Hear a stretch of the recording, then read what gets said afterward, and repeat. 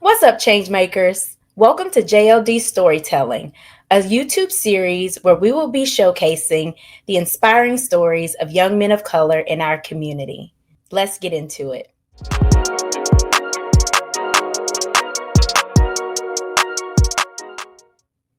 Hi, my name is Dia Niarco, and I am the co-founder and executive director of JLD Community Solutions, a nonprofit organization started by my mom and I in honor of my brother, Johnny Leroy Lily Dawkins Jr., who lost his life to gun violence at the age of 25. Our mission is to empower young men of color through providing scholarships and leadership development, equipping them with the skills and resources needed to succeed while also promoting community safety and engagement. Now, I am excited to start this new YouTube series because we know that there are some amazing young men out there doing wonderful things, and their stories need to be told. They need a place for those stories to be showcased, and that's why we're here, to create a space for those stories. Now, I'm really excited to kick off our YouTube series on this day because today is my brother's birthday. Today, he will be turning 42 years old. And so I'm excited that we get the opportunity to kick off this special series on a very special day. I'm also excited because today we are kicking off our very first fundraising campaign for the year. We are kicking off the Write Their Next Chapter fundraising campaign. Now, I'll tell you more about that at the end of the video. But let's get into why we are here today. I am really excited to introduce to some and present to others our very first interviewee of our YouTube series, Mr. Coccaro Coco Smith. Woo! Hey, Coco. Hey, how you doing? I am wonderful. How are you doing? Great. I'm blessed. Yes, Thank you for having me. absolutely. I am grateful that you've decided to take a few minutes to, tell your story and to be here. So thank you. Appreciate it. Happy birthday to your brother as well. Thank you, thank you, thank you. Oh, today is his birthday. That's amazing.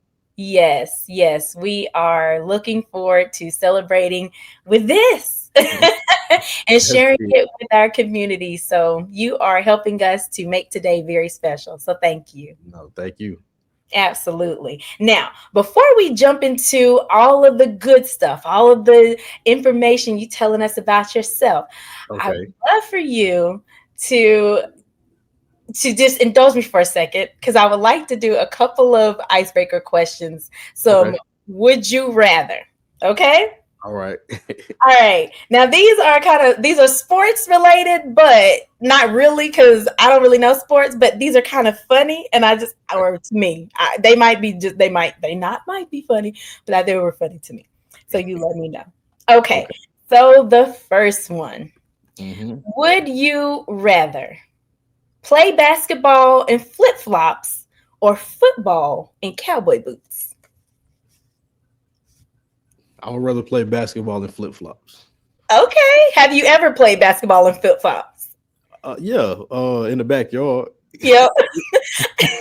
I just can't see myself in cowboy boots. My mama might disagree because she loved her some cowboy boots. She can have it. I remember back in the day when my brother had that basketball court in the back of the house, there were absolutely some flip-flop basketball playing days. Yes.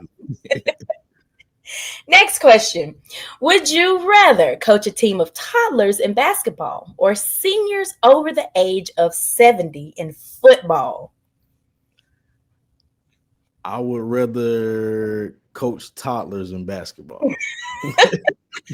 I was kind of hoping you would say the 70s. I would love to see that. I mean, for my entertainment purposes, I would want to see the seniors, but for my sanity, I would rather have the toddlers. I know that's right. Seriously. Yeah, we don't want nobody out there getting hurt. I love the 70s. We don't want you to get hurt. And I ain't gonna be responsible for nobody, grandpa. I know that's right. Or grandma. Yeah, yeah, grandma too. All right. Well, thank you for that, Coco. I appreciate that little laugh. Well, let's get into information about you. Let's talk about Coco. Tell Okay. us a little bit about yourself, Coco. Okay. So where would you like me to start? Where I'm from? Yeah. Tell us where Okay. you're from. Maybe a little bit about your family or someone in your family who's really inspired you. Okay. Yeah.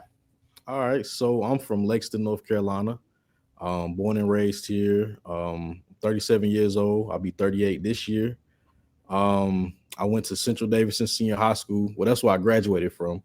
But I did kindergarten through sixth grade at Lexington Senior High School. So I call myself a yellow Spartan. Yellow Spartan. Okay. I think the jackets will let you get by with that. I think. Okay. Well, I mean, now that I'm teaching at the Lexington Senior High School, Right. they Yeah. accept me. Let's see what else. I'm a retired Army veteran, married, wife, 5 kids. Tammy is my mama, Chubby was my daddy. That if you're from Lexington, you know those two names. You might Yes. know Tammy is Redbone now. She drive the Harley Davidsons. So I I mean love the list goes on. I'm I'm just a lovable guy from Lexington. I'm the community guy. I'm here for everybody. You might see me with a camera at a basketball or football game. I'm just here for the community. I did a lot outside as far as the military. I spent 7 years in the military. Now I'm back home, so I feel like I put in my work for the world. Now it's time for me to be here for my community and for my family. I absolutely love that. You embody so much of why we even exist. I mean, the fact that you care about investing in your community, and like that's amazing. I am a sucker for a love story, so I'm just interested to know, how did you and your wife meet? Uh, well, honestly, so if y'all don't know, I'm also an artist. I rap as well. So I met this guy in Salisbury when I was going to college, and while I was out at the college, I was hanging out with him and his family, and I met her, and she told me then she was like, "Yeah, you're gonna be my husband." All right, go ahead, sister, who knows what she wants. Like, I'm like, all right, I guess, sure. But I just ignored her, but I'm like, whatever. So we became friends and life just bonded us together. I could just say she was just there for me. Like Mm, during the times when I needed somebody the most, mhm. she needed somebody the most. It was just like we just bonded together. Our friendship just became bigger than just like best friends, and we just grew organically together. And that's just Mhm. 13 years. It's been rocky, but Oh, yes. Yeah. that's the truth. Well, my grandparents, they're truly like my biggest inspiration. Before they passed away, they were married, I think, for 65 years or so. Ooh. Very long time. And just hearing stories of where they came and then what I got to see as the grandchild, it's like you go through the highs, the lows, you go through all of the things, but it's that beautiful thing whenever you're able to overcome that and you come back together. Definitely. It's beautiful. So, It is. well, I want to also tell the individuals out there who are watching, if they don't know. So in December, our organization had our end of the year, our signature year of end of the year event, our Men of Valor Christmas sneaker ball. Goodness, dear, get your words out.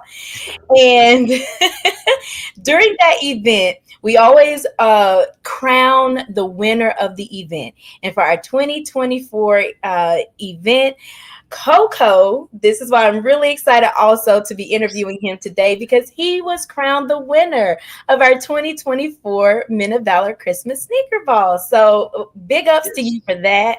Thank And you. another big ups to you because then you turned around and was like, thank y'all, but no, I'm going to crown this other young man. And Yes.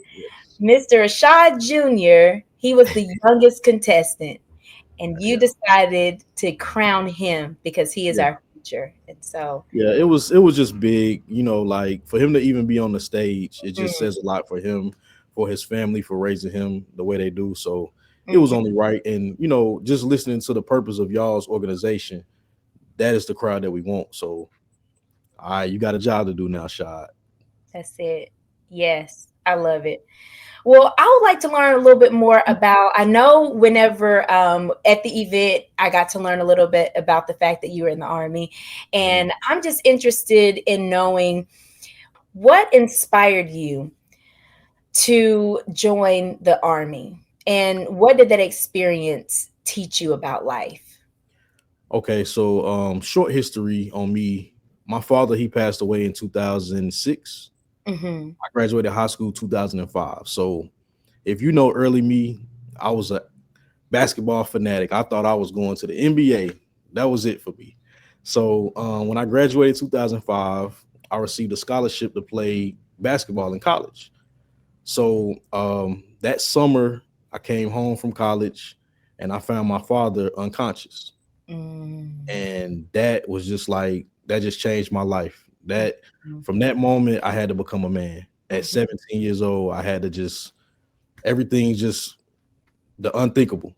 Mm-hmm. And from 2006 to about, I didn't join to 2010. So that 3 year span, it was just working jobs, trying to make sure mom is, saying, trying to understand what it's like to lose your husband that you've been with since middle school.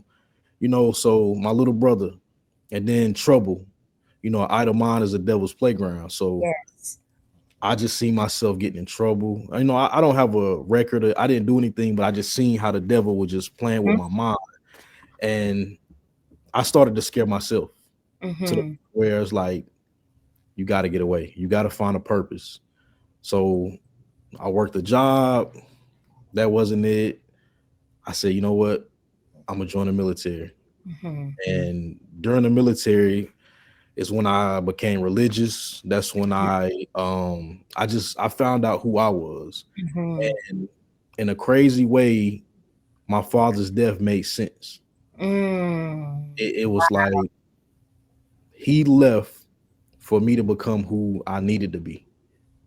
If he would have never left, I would have been this spoiled kid driving the fancy cars. I would have been probably in trouble in Lexington because my mother and father, they opened the door and said go. Mhm, They mhm, trusted me to be who I was gonna be. mhm, They raised me well. They weren't strict. So I feel like if my father was still here, I wouldn't be this person that I am today because I wouldn't have went through what I went through. I wouldn't have known what hurt was like. I mhm, wouldn't have known what, making sacrifices, creating a family. I wouldn't do any of this. So in a crazy way, I feel like my dad had a decision to make and he mhm. chose it. And he knew the outcome of me, my brother, and my mother losing him. He knew. Wow. Ooh, what a perspective. That really touches me in a way, because you said my dad had a decision to make. Hmm. And often, sometimes, and when you lose someone, it's hard to have the right perspective and understand why. And even with losing my brother, it doesn't make sense all the time. But Hmm. sometimes, people know things that you might not know, and like you said, they have to make a decision. Right. And where we on this side might not get it at first, Mhm. it may become clearer as we live a little bit. And Yeah. so thank you for sharing that perspective. Wow. I mean, it took a while, honestly. I still have battles. I'm not gonna say I'm still not mourning. I am. Mhm, It's mhm, still hard for me to go to the house. It's still hard for me on his birthdays, the day he left. It's still hard, but mhm, I have kids, and it's mhm. like, man, I see so much of them and me. Like when I look in the mirror now, I see my father, and it's like, okay, I Yeah, see what you did. yeah, I yeah, see, like, my daddy was the same selfless person that I am today. He, like I said, he made a decision, and I don't understand it, but I get it. I get yeah. it. Wow, wow. Thank you for that. That's a beautiful perspective to have. And I really appreciate you sharing that. Thank you. So just to, maybe learn a little bit more about what being in the service actually taught you, what do you think is one of the biggest lessons that you learned while you were in the service? You know what's crazy? So my job, I was a human resources specialist. So Mhm. all I did was paperwork. I took care of people's like awards, promotions. But the unit that I was in, I got sent to war. Mm. And it was like, what? Mhm. Why me? This don't make sense. This not what my paperwork said. Yeah. But in Afghanistan, that is when I really seen like everything changed for me. Over Mhm. there, they don't have TVs, they don't have Wow. electricity. When the sun goes up and come down, that's when they go up and come down. That is it. I seen the women pregnant walking from the top of the hill to the bottom to get water, carrying it back up to cook while the men out just having fun. And it's like Mhm. my kids would not survive over here because Yeah. they don't know what it's like to not have a cell phone, Mhm. PlayStation, Xbox. So it made me not take anything for granted anymore. It Mhm. made me really say, you have to be thankful for everything that you have, like Mhm. everything, because they don't know what it's like to have a TV. Mhm. They don't know what it's like to have a cell phone. So they can't miss something they don't know. So Yeah. the kids were over there happy to have a basketball or Mhm. that was life to them. And I was like, you know what? We take life for granted in America. We just like we don't know how good we have it.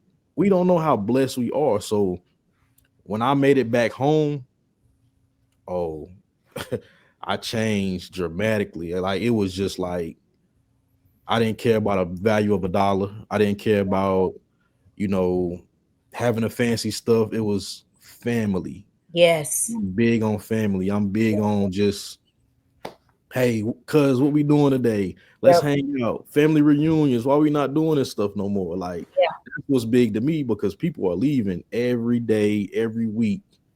And you just never know when it's your time. So you have to make the best of every single moment. And that's what it was for me. So every day I wake up, I might be having the worst day, but Mhm. I know me interacting with somebody, I could change everything about their day. If I just smile when we interact, that person could be having the worst day, but just, hey, how you doing today, ma'am? Or, Mhm. it's just the small stuff. So that really changed me. It's really powerful when you get to experience life outside, even if you don't get to go all the way to another country or something, but just going somewhere else and experiencing how people live. Because I Mhm, feel like I had a similar experience when I got to go back home with my husband to Ghana, and I'm watching these women, mhm, literally, like you said, I mean, pregnant children strapped, big, humongous, like contraptions on their heads. I mean, filled with stuff. And the and- thing is, moving. They're running to catch up with cars and stuff like that, so they can sell something just to have a few little cities that don't even equate to $1 here. You mm, know, and when you see stuff like that, it really gives you a different perspective about life. You yeah, come back here and you think, well, I was complaining about having to get on a call for work when these women are out here running with contraptions on their head and the heat. and their heat. Mm, mm, mm, mm. It really does. And like you said, it makes you really think about what is the most important. And when it comes down to it, family is really, Yeah, and I know for some of us, family is different. You know what I'm saying? And I get it. Everybody can't say mama, dad, or what have you. right, But what we know is that the people that are family for you, those things, that's what's most important. right. Like you said, these dollars and all this kind of stuff, you find it's really not all that it's cracked Mhm, up to be. I mean, we needed to live. We gotta eat, we gotta have a roof over our head. You know what I'm saying? yeah. I like from time to time to be able to go and have a nice little meal, but yeah. I can only imagine actually having to live in that type of environment for some extended amount of time, just how much that, you know, And it was really crazy because I don't want to get too political, but being over there as an American soldier, it was Mhm. like we had no reason to be over there. Mhm. So imagine another country coming here telling you how to eat, when Mhm. to go to sleep, Mhm. what your world should look like. So every day, this is man, this is my testimony for real. Every day, I spoke with a local national and try to tell them like, listen, we're not all enemies. Wow. We're not all here to, let me Mhm. see how your life is. Yeah. How's your family structure?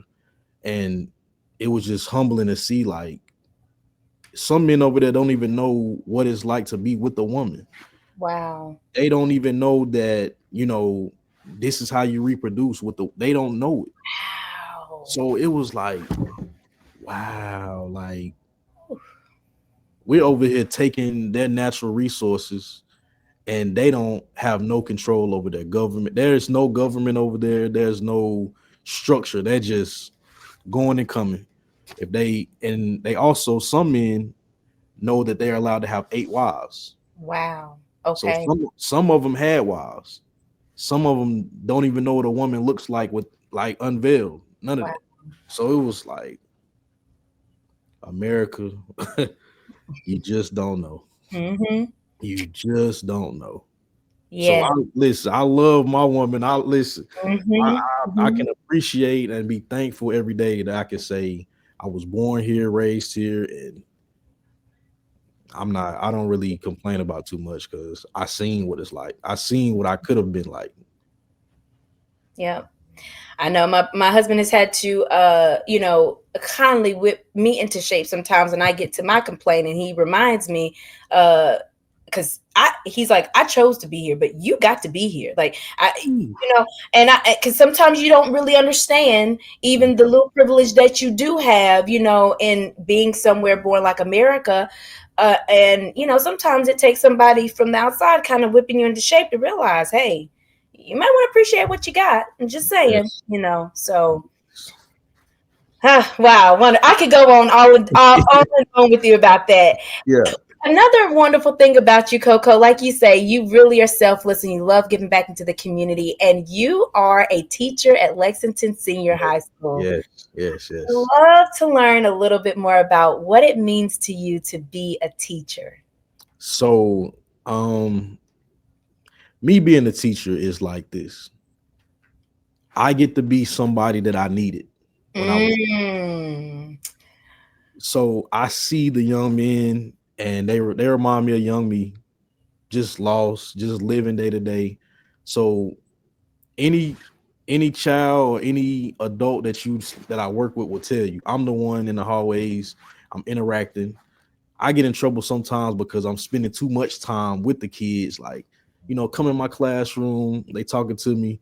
So me as a teacher, one, I'm teaching, I'm guiding them, I'm giving them insight into what it is I do, which Mm-hmm. is Adobe. I'm teaching them all about the computers and designing and Mm-hmm. giving them, insight on something that could benefit them later. But Yep. also, I'm a mentor. I'm big brother. I'm everything that some of them, not some of them, but most of them are lacking. Yeah. A lot of these young men don't have a positive role model to look up to. They don't know. They're not used to seeing someone who looks like them Mm-hmm. who has done something with their life. Mm-hmm. Yes. So I'm changing the narrative. Like, listen, it's okay. It is you can do whatever you say you want to do, you can do it. That's right. And it's like you're going to go through trials and tribulations, but you don't have to be what you've been through. You don't have to be that. You don't have to do that. So that's me as a teacher. Yes, I'm stern, I'm teaching, but I'm Mm-hmm. also there as like more than just a teacher. Yeah. Oh my goodness, you are so full of wisdom. I mean, just saying that I get to be what I needed, like, whoa, that is awesome. And man, to be able to have a lot more men like you to think that way and who are out here doing that and pouring into these young men, because like you say, the positive role models that they need and to see it looking like them, you That's know, big. Mhm. that That's is key. yeah. Yeah. I mean, I don't.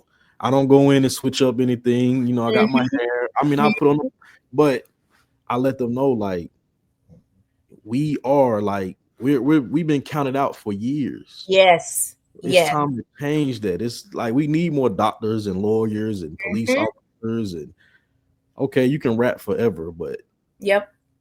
what are you gonna put in place for your kids? That's it. You can be engineers, you can be Yes, scientists, you can do anything, all of it. You can be mathematicians, you can do all of it. You can. everything you That's can it. do Well, something. going right into that, going just leading right into that, which you mean, I feel like you've probably already answered this question anyway, but I'm just going to ask it anyway. What do you feel is the most important lesson to teach young men of color today? And then a second part to that, just students in general. Um, the young men, you don't have to be a follower. It's okay to be different. And Mm-hmm. that's it might not be the biggest thing I teach, but it's something that I'm passionate about. Like, be yourself. Like, it's okay to say, I don't want to be like the cool crowd. I don't want to do that because everybody else is doing it. Like, find your purpose, and it's never too early to say, this is what I want to do in my life. Go for it. That's If it. if you know right now you want to be a doctor, Mm-hmm. focus on that. That's right. And no, don't let nobody distract you. Yes. Have a purpose, because man, times is getting hard. Mm-hmm. It's not like when we was in high school, we was just really carefree and Mm-hmm. gas was cheap, Mm-hmm. houses was cheap. Yes. It's not like that no more. You can't. It's hard to go get a job at McDonald's now. It sure is. It So absolutely is. Yes. so you have to have like some kind of guidance in life. That's it. Yeah, I remember when I was little and see my mom, we'd go by the gas station and she would say, I'd see it go from 99 cents to like $1 and they say, man, gas is getting high. It's going up there. And I'd be thinking, well, it's just 99 cents. Just Right. it ain't like that no more. I wish. Yes, I'm telling you. And having, and being different, that is the thing. Like now is the time to lean into your differentness. Not Yes. now is the time to lean into those thoughts that tell you I want to work towards this. This is the time to lean into it. Mhm. And to do it with a very humble spirit, because at the end of the day, anything that you accomplish in any level that you gain of success in life, it is always, or it should be another, big part of you to take that and pay it forward to help somebody else. Because Yes. there's somebody who can eat from your tree, if you will. That's big. Hmm. Yes. Mhm. Well, speaking of that, and again, you may have pretty much answered this, but if you could go back and give yourself, your younger self, any advice, what do you think it would be? Um, I answered this at the show, Yep. but now today I'm gonna answer again. If I could go back and tell my younger self, I would just say be patient. Mm-hmm. Don't rush. You don't rush it. What's for you is going to always be for you. No matter what you face, whatever you go through, what is for you, what's meant for you is going to always be for you. You don't have to force, you don't have to, you know, it's going to happen when it's supposed to happen. And trust in God. Mm-hmm. I haven't spoke much on this, but listen, everything that failed in my life is because I forgot about God. I Mm-hmm. I, I stopped praying with my family. The structure of my family failed. So you have to keep God first in everything because he's going to see you through. I promise you. Mm-hmm. So if I could go back, I would have got I would have built my relationship with God earlier Mm-hmm. and just trusted the process. Yeah. Yep. And it's a road for all of us. Our spiritual journey, it is different for all of us. But at the end of the day, like you said, coming back to him, coming back to knowing that there is someone that's got you, Yeah, it, definitely. It is very important. And that patience, oh, listen, you were talking to me. He was using you in that moment to talk to me because this is confirmation. You know how they say when you hear something three times, Yeah. that's I'm telling you, you talking to me because I just had made a post the other day that I got an email right when I had made a little journal entry about something, and the email literally said, "Take your time. Yeah. Trust that what is yours is gonna happen in due time." Yes. Do it, and it's so true. And when you don't force it and you just keep that patience, it really does. It's like it just works out just the way it's supposed to. So, Yes. well, Coco, listen, I seriously can sit here and talk to you for a whole nother hour, but I know we don't want to do that. And I just want to thank you so much. Is there any last words, anything else that you would want to share with anyone who watches this video before we Um, I want to say for those who watching, if you're able to connect with me, please um use me to my full potential.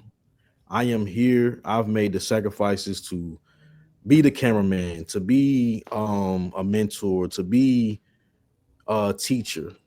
Please, please, like lean on me.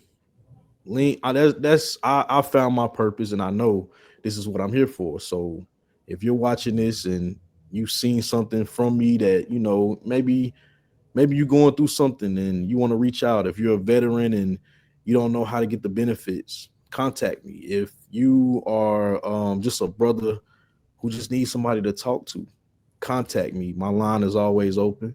If even if you don't need anything from me, just connect with me because we never know what can happen. Like I'm a genuinely warm-hearted person. I'm just here to make the community better and hoping that my legacy, when it's all said and done, I made a difference.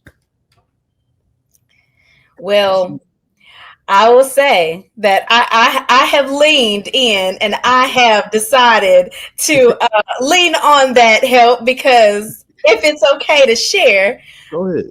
I'm excited to say that this will not be the last time that they No, will see your face. correct.